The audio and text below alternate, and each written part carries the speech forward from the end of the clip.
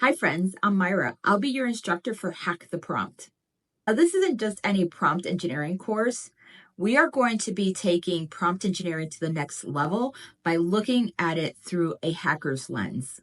So you can think of this course as your secret playbook. So we're going to dive into the anatomy of prompts and peel back the layers to understand what the prompt structures are and how to best create prompts that will exceed your expectations in the outputs.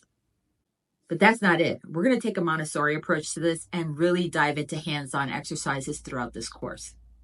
And because we're taking a hacker's lens for this, you're going to learn about adversarial attacks, such as direct prompt injections, indirect prompt injections, and jailbreaking.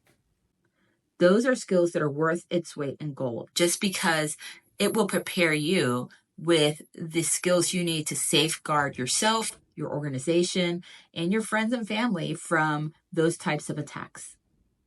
I'm really excited to bring this course to you April 1st, so I'm looking forward to seeing you there.